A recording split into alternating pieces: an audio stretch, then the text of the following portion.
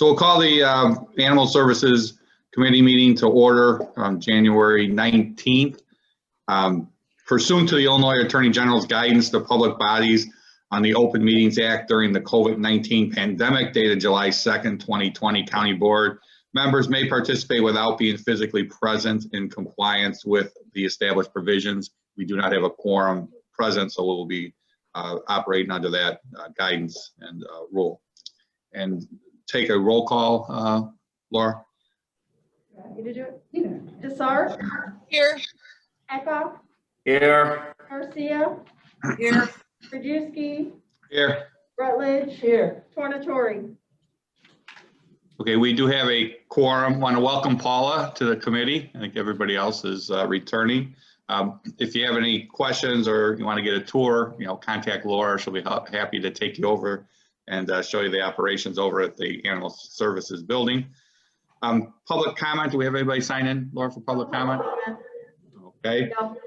No chairman's remarks today, so we'll move on to approval of our minutes from the special call from Tuesday, December 1st. So moved. Desart. Second, Rutledge. Okay, any questions, comments, additions, deletions? Okay, do a roll call, please. Desart? Aye. Eckhoff? Aye. Garcia? Aye. Krajewski? Aye. Rutledge? Aye. Tornatori?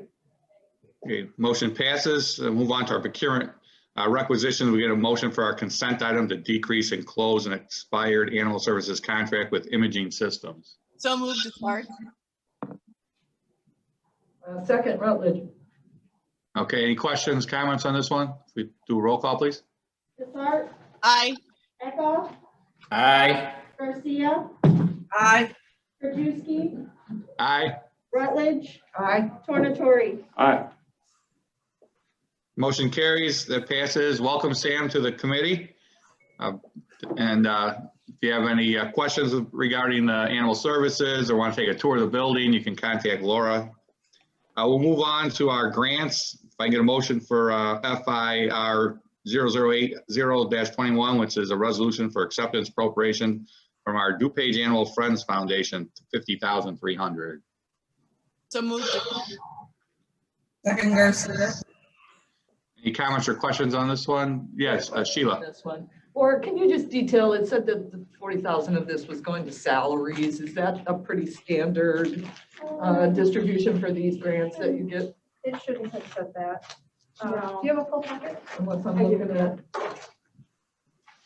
maybe it's the, I'm sorry, it might be the next one. I thought it was that first one though.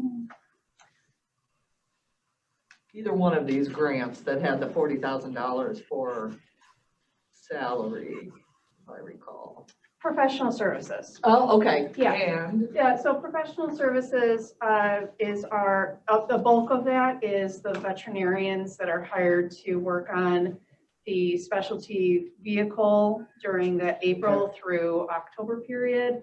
It also covers our exotic veterinarian that comes in to do our rabbits, other small animals, birds. That's the bulk of where that goes to. And is that kind of an annual from them? This is the third year, I believe, that they've done this. Yeah, in the past, we had a system where we would send funding requests to the Friends group, and then they were their own budget just directly, and it was a big lift on their end just to manage paying people and given the fact that So we they said, here, you just so take the instead now money. they do this unrestricted grant and that's where the bulk of it goes. Yeah.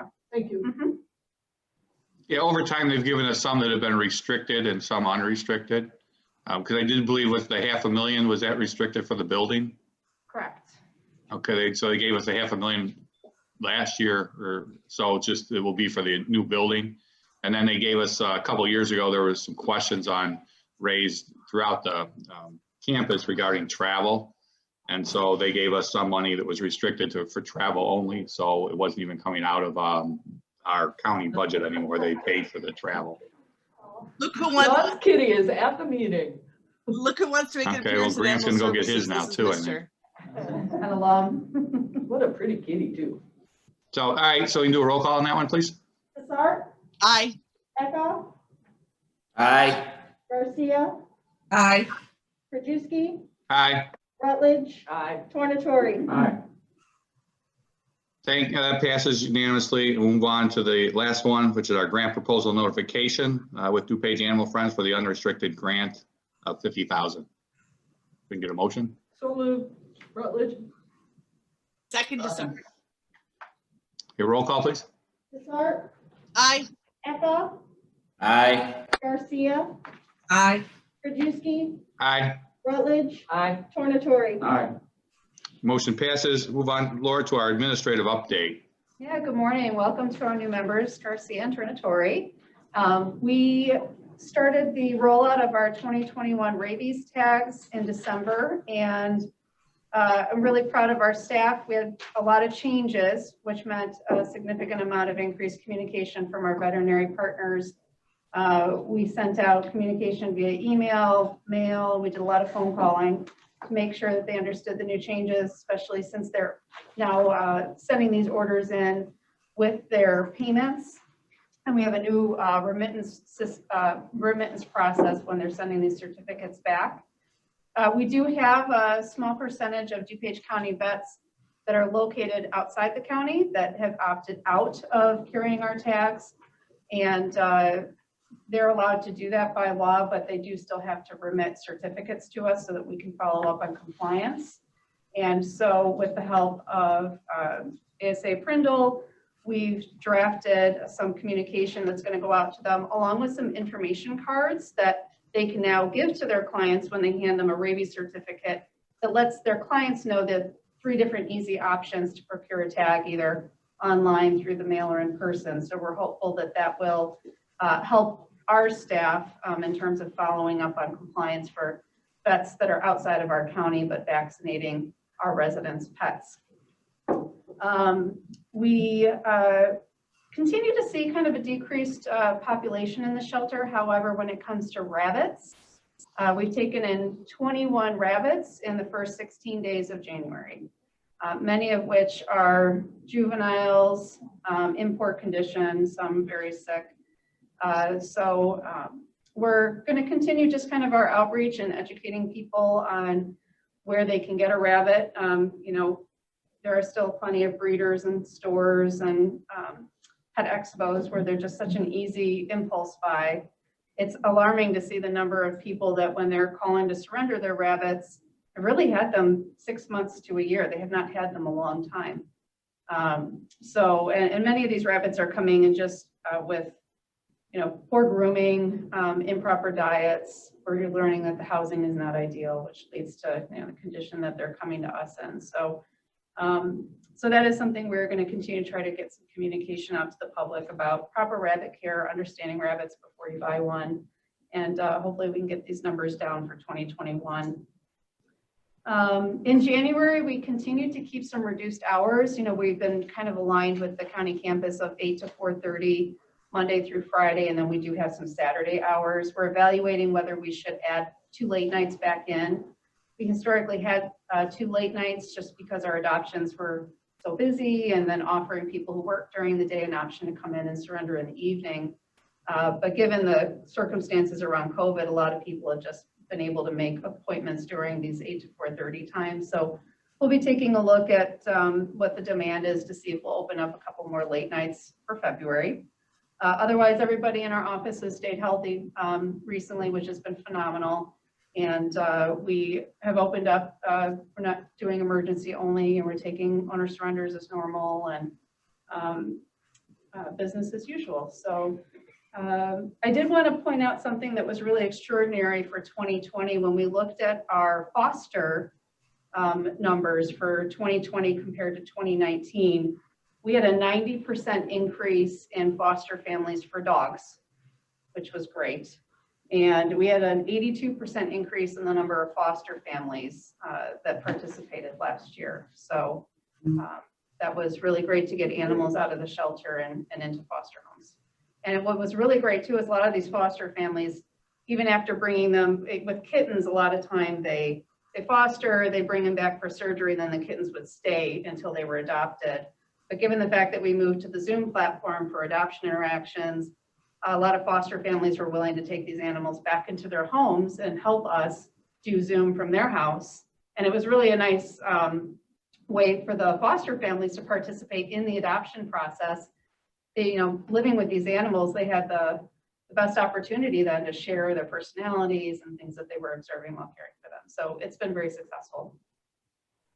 And that's it. Great. Good job, Laura. And how is the surrenders from Lake County? Is that, or not Lake, Kane County, is that slowed down? We still see a significant number from out of county. I'd have to run numbers if you want me to get those to you later in terms of specific counties. Just from what I'm hearing in the office, we've seen a fair amount of Cook County ones lately. I wonder where that is. So, okay, move on. Any old business? Brian, I got a couple questions before. Sure. we move on. Yeah, go ahead, Sheila. So with all the bunnies, do you expect more bunnies soon, since these were commingled rabbits together, weren't they? Are you talking specifically about the two bigger groups that we got in? Yes. I don't think we're going to get any more from this last group that was in unincorporated DuPage. Well, I'm just suggesting that they might be doing what bunnies do, and That's exactly what's happening. Yeah. Yeah. This most recent batch that came in very sick to us, they allegedly have been, they didn't understand good husbandry and housing, and they kept them together too long, and it really does not take long for them to breed. And even some of the adults that came in were already pregnant yeah. by the time they got to us. There are some other rabbit groups that are helping to spread the work, load in terms of taking in some of these rabbits. And then we reached out to the family after we tried to do some communication during surrender, but after surrender, we reached out again to offer just some best practices, since they weren't going to bring us the rest of the rabbits. So we do our best to try to say, hey, how can we help you? If it's not taking the animals in, which is fine, there's a lot of options out there.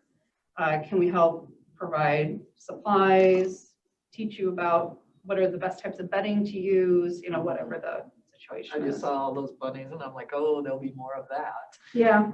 And then second, are you going to kind of continue, once we kind of relax COVID, will you continue that same kind of fostering practice that you've seen over the last year? And Yeah, that's what we've talked Yeah, about. It's been awesome. phenomenal. Yeah. It's healthier for the animals Yep, too. yep. Great, thank you. Thanks, Thank Brian. you. Any old business? Any new business? Okay, without objection, we are adjourned. Thank you.